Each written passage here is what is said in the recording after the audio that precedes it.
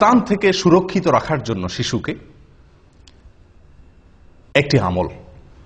আমরা সবাই জানি বনি আদমের সবচেয়ে বড় শত্রুকে, সবচেয়ে বড় শত্রু শয়তান, যার সঙ্গে আমাদের শত্রুতা শুরু হয়েছে সেই জান্নাত থেকে বের হওয়ার ঘটনাকে কেন্দ্র করে। তখন থেকে সে ঘোষণা দিয়ে আমাদের সঙ্গে শত্রুতা শুরু করছে। শয়তান ঘোষণা দিয়ে শত্রুতা শুরু করেছে। আল্লাহ সুবহানাহু ওয়া তাআলা কোরআনে বিস্তারিত উল্লেখ করেছে। সে আমাদের পথের মোড়ে মোড়ে দাঁড়াবে, আমাদেরকে বিপদগামী করবে, জাহান্নামে নিয়ে ছাড়বে, সে একা যাবে না। এই যে তার চ্যালেঞ্জগুলো যেগুলো কোরআনে উল্লেখিত হয়েছে, সেই চ্যালেঞ্জের কারণে একজন মানুষের সবচেয়ে বড় শত্রু শয়তান, এবং সেই হলো আসল শত্রু, সেই হলো চিরশত্রু। কোন মানুষের কি হতে পারে না? চিরশত্রু হতে পারে না। মানুষের চিরশত্রু কে হবে? একমাত্র শয়তান। অতএব একজন সচেতন, দায়িত্ববান, সন্তানের হিতাকাঙ্ক্ষী অভিভাবকের প্রথম করণীয় হলো আমার শিশুটি, আমার সন্তানটি, আমার নাতি নাতনি, তারা যেন দুনিয়াতে আসার পরে এই দুনিয়াতে তাদের সবচাইতে বড় শত্রুর শত্রুতা থেকে নিরাপদে থাকতে পারে। এই ব্যবস্থা গ্রহণ করা একজন অভিভাবকের সবচাইতে বড় দায়িত্ব। কথা বুঝে আসছে তো? সেই জন্য নবী সাল্লাল্লাহু আলাইহি ওয়াসাল্লাম আমাদেরকে একটা আমল শিক্ষা দিয়েছেন। এটি হলো সন্তান জন্মের আগে একটা আমল, পরে আরেকটা আমল। এই দুইটাই হলো সুরক্ষার জন্য। আমি বলি টিকা, বিভিন্ন রোগ যাতে না হয় আগে থেকে নিরাপত্তার জন্য টিকা নেওয়ার ব্যবস্থা আছে না? তো এই দুইটা আমলকে আমি বলি টিকার মতো। আগে থেকেই রোগ প্রতিরোধ ব্যবস্থা, শয়তানের আক্রমণ থেকে প্রতিরক্ষার জন্য শিশুর দুটি ব্যবস্থা কোরআন এবং সুন্নাহ আমাদেরকে বাতলে দিয়েছে। একটি শিশু যাতে বড় ধরনের শয়তানের কোনো অ্যাটাক থেকে, আক্রমণ থেকে আল্লাহ তাআলা যেন তাকে হেফাজতে রাখেন, এজন্য আল্লাহর আশ্রয় চেয়ে নেওয়া তার জন্য। একটা হলো সন্তান দুনিয়াতে আসার আগে, আরেকটা হলো সন্তান দুনিয়াতে আসার পরে। দুইটা আমল। সন্তান দুনিয়াতে আসার আগের যে আমলটি, সে আমলটি সম্পর্কে সহিহ বুখারীতে বর্ণিত হয়েছে। আব্দুল্লাহ ইবনে আব্বাস রাদিয়াল্লাহু তাআলা আনহু তিনি বর্ণনা করেছেন যে নবী সাল্লাল্লাহু আলাইহি ওয়াসাল্লাম বলেছেন, লাউ আন্না আহাদাকুম ইযা আতা আহলাহু, তোমাদের কেউ যদি স্ত্রী সহবাসের সময় এই দোয়াটি পড়ে, বলে বিসমিল্লাহি আল্লাহুম্মা জান্নিবনাশ শাইতানা ওয়া জান্নিবিশ শাইতানা মা রাযাকতানা, এই দোয়াটি যদি পড়ে তাহলে কি হবে? ফাকুদিয়া বাইনাহুমা ওয়ালাদ, এই মিলনের ফলে যদি কোনো সন্তান আল্লাহ তাআলা তাদেরকে দান করেন, তাহলে লাম ইয়াদুররুহু শায়তানুন আবাদা, কখনোই শয়তান ওই শিশুর ক্ষতি করতে পারবে না। শয়তান এর ক্ষতি থেকে ওই শিশুটা সুরক্ষিত হয়ে যাবে যদি বাবা মা এই দোয়াটি পড়ে থাকে। দোয়ার অর্থ কি? আল্লাহুম্মা জান্নিবনাশ শায়তানা, আল্লাহ আমাদেরকে শয়তান থেকে আপনি হেফাজত করেন, নিরাপদে রাখেন।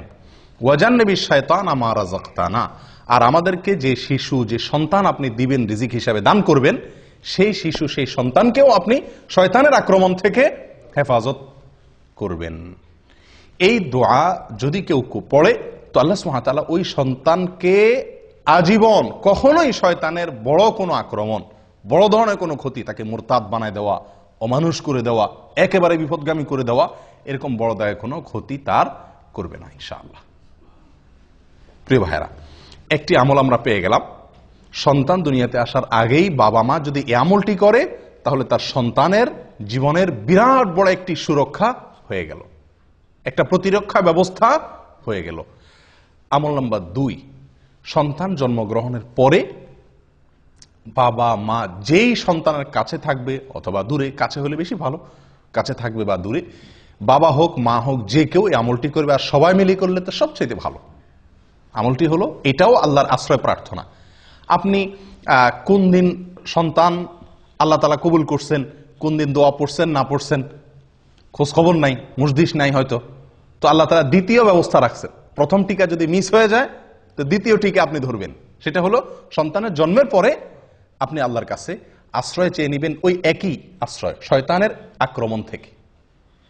এক্ষেত্রে দুটি বর্ণনা আমরা পাচ্ছি। এক হলো আল্লাহ সুবহানাহু ওয়া তাআলা সূরা আলে ইমরানের ভিতরে ইমরানের স্ত্রীর ঘটনা বর্ণনা করেছেন। ইমরানের স্ত্রীকে ঈসা আলাইহিস সালামের নানি, মারিয়াম এর মা। যখন মারিয়াম তার গর্ভে এসেছিল তখন তিনি আল্লাহর কাছে ফরিয়াদ করেছিলেন। কি ফরিয়াদ? তিনি বলেছেন, ওয়া ইন্নী সাম্মাইতুহা মারিয়াম ওয়া ইন্নী উঈযুহা বিকা ওয়া যুররিয়াতাহা মিনাশ শাইতানির রাজীম। আল্লাহর কাছে দোয়াটা পছন্দ হয়েছে। সন্তান ভূমিষ্ঠ হওয়ার পরে মারিয়ামের মা দোয়া করেছেন। মারিয়ামের মা দোয়া করেছেন, ইমরানের স্ত্রী, সূরা আলে ইমরান যে কোরআনে বর্ণিত হয়েছে না, এই ইমরানের স্ত্রী ঈসা আলাইহিস সালামের নানি, তিনি দোয়া করেছেন, আল্লাহ যে শিশু আপনি দান করছেন আমাকে, এর নাম আমি মারিয়াম রাখলাম, আর একে আমি আপনার কাছে এর জন্য আশ্রয় চাই। আল্লাহ আপনার আশ্রয় আমি প্রার্থনা করি, আমার এই সন্তানের জন্য আপনি আশ্রয় দিয়েন। কোত্থেকে? শয়তানের শয়তানি থেকে আমার এই মেয়েকে এবং এই মেয়ের যত বংশধর আছে আসবে তাদের সবাইকে আপনি শয়তানি থেকে কি দিয়েন? আশ্রয় দিয়েন। দোয়াটি কি করছেন? মারিয়ামের মা। আপনারা আলহামদুলিল্লাহ সবাই মোটামুটি মক্কা মদিনা গেছেন, তাই না? আমাদের দেশ থেকেও হাজিরা আসলে, এখান থেকেও হাজিরা গেলে মরিয়ম ফুল কিনে, দেখছেন আপনারা? মরিয়ম ফুল কিনে। কেন মরিয়ম ফুল কিনে? আবার ওই কি মরিয়ম খেজুরও একটা আছে সম্ভবত, না? মরিয়ম খেজুর কিনে, মরিয়ম ফুল কিনে। কেন? ওই যে মারিয়াম আলাইহিস সালাম তার গর্ভে আল্লাহ সুবহানাহু ওয়া তাআলা কুদরতিভাবে যে সন্তান দিয়েছিলেন ঈসা আলাইহিস সালামকে, তার জন্মটা হয়েছে একমাত্র মানে সরাসরি আল্লাহর কুদরতে, তাই না? এবং তার বর্ণনা আল্লাহ কোরআনে উল্লেখ করেছেন। তিনি গাছের সাথে হেলান দিয়ে বসেছিলেন, খেজুর গাছের সাথে। আল্লাহ বলছেন ধাক্কা দিয়েছেন, খেজুর পড়ছে, তিনি সেখান থেকে খাইছেন। আল্লাহ তাআলা খুব সহজে গর্ভ খালাস করে দিয়েছেন। এখন এই ভালো সন্তান বা যাতে ভালোভাবে দুনিয়াতে আসে সেজন্য মানুষ মরিয়ম ফুল কিনে, সেজন্য মানুষ ওই মরিয়ম খেজুর তালাশ করে। কোত্থেকে সেই মরিয়ম খেজুর? 2000 বছর আগের খেজুর গাছ এখন কোত্থেকে আসবে? কে বা কারা নাম দিছে আর ধুমছে মানুষ কিনতেছে। হ্যাঁ, মরিয়ম খেজুর ওই গর্ভধারণকারী মায়েদেরকে খাওয়ায় এই বিশ্বাস রেখা, যেটা খাওয়াইলে কি হবে? সন্তান সহজে খালাস হবে বা বের হবে। আশ্চর্য কথা, যেই আমল কোরআনে বর্ণিত হয়েছে, মারিয়ামের মায়ের যেই দোয়া আল্লাহ পছন্দ করে কোরআনে যুক্ত করে দিয়েছেন, ওই খেজুর, মারিয়ামের খেজুর সংরক্ষিত থাকা সহজ না। কোথাকার কোন মারিয়াম ফুল? কিন্তু আপনার এই যে আমল, এটি তো কোরআনে সংরক্ষণ করা হয়েছে, এটা তো আর ভুল নয়। মারিয়ামের মা যে দোয়া করেছিলেন গর্ভ থেকে সন্তানকে ভূমিষ্ঠ করার পর, সে আমল আমরা জানিও না, করিও না। ওই যেগুলা আপনার মানে কোথাকার কোন কে বা কারা ছড়াই দিছে, সে মরিয়ম খেজুর কিনে কিনে খাওয়াচ্ছি, মরিয়ম ফুল আমরা কিনতেছি। আল্লাহ তাআলা আমাদেরকে হেদায়েত দান করেন। প্রিয় ভাইয়েরা, শিশুর জন্মের পরে একজন অভিভাবকের দ্বিতীয় করণীয় হলো, প্রথম করণীয় আশ্রয় চাইয়ে দোয়া করা, সহবাসের দোয়া পড়া সব সময়। আর দ্বিতীয় করণীয় হলো সন্তান দুনিয়াতে আসার পরে প্রথমেই তাকে আল্লাহর কাছে কি করে দেওয়া? সমর্পণ করে দেওয়া, সুপর্দ করে দেওয়া, যে আল্লাহ এই যে আসলো, এই যে আপনার বান্দা দুনিয়াতে আসছে, কঠিন চ্যালেঞ্জ তার সামনে, কঠিন চ্যালেঞ্জ। যে পৃথিবী, বিশেষ করে আজকে যে সমাজ ব্যবস্থা, যে পরিবেশ, এই সবগুলোকে ডিঙ্গিয়ে জান্নাতে যাওয়া খুব সহজ কাজ নয় আল্লাহ, বড় কঠিন। চতুর্দিকে কাঁটা আর কাঁটা, হারামের কাঁটা, শিরকের কাঁটা, নাফরমানের কাঁটা, বেদাতের কাঁটা, ফাসিকি কাজের কাঁটা বোঝায় চতুর্দিকে। আল্লাহ, এই শিশুকে আপনি যদি আশ্রয় না দেন, শয়তানি থেকে সে বাঁচতে পারবে না।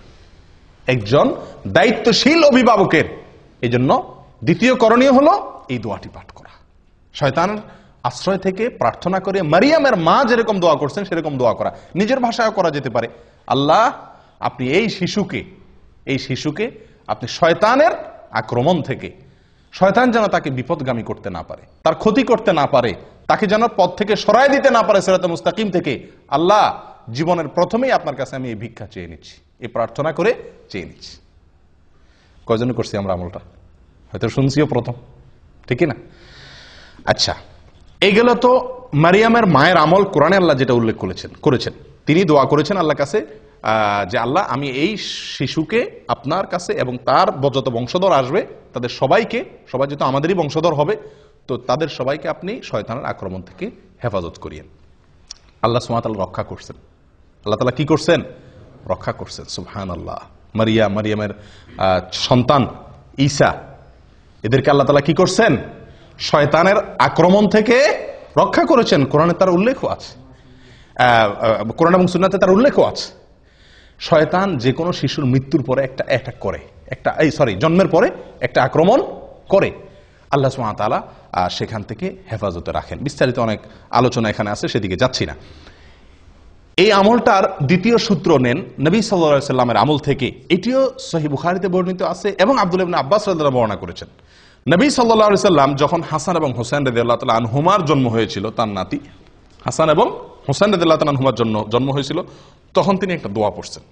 কি দোয়া পড়ছেন? জন্মের পরে বলতে একেবারে জন্মের পরপরই করছেন এমনটা হাদিস থেকে পরিষ্কার বোঝা যায় না অবশ্য। তাদের জন্য তিনি আশ্রয় প্রার্থনা করতেন, দোয়া করতেন। বুঝা আসছে কথা? কিরকম দোয়া করতেন? দোয়া করতেন এই, উআইযুকুমা বিকালিমাতিল্লাহি তাম্মাহ মিন কুল্লি শাইতানিন ওয়া হাম্মাহ ওয়া মিন কুল্লি আইনিন লাম্মাহ। উআইযুকুমা বিকালিমাতিল্লাহি তাম্মাহ মিন কুল্লি শাইতানিন ওয়া হাম্মাহ ওয়া মিন কুল্লি আইনিন লাম্মাহ। হুবহু এটা পড়া কোনো জরুরি না। উনি দুইজনের জন্য দোয়া করছেন, এই জন্য ওয়াইযুকুমা বলেছেন। এটা জন্মের পরপরই করতে হবে, এটা জরুরি না। বাকি জন্মের পরে যে কোনো সময় শিশুর জন্য এই দোয়াটি করা অভিভাবকের। দোয়াটির অর্থ হলো এই, আমি হে শিশু তোমাকে আল্লাহর আশ্রয় চাই, অথবা হে আল্লাহ আমি আশ্রয় চাই এই শিশুর জন্য আমি আপনার আশ্রয় চাই দুটি বিষয় থেকে। এক হলো শয়তানের আক্রমণ থেকে, যেটা মারিয়ামের মা দোয়া করছিলেন। আরেকটা নবী সাল্লাল্লাহু আলাইহি ওয়াসাল্লাম যোগ করছেন, সেটা কি? বদনজর থেকে।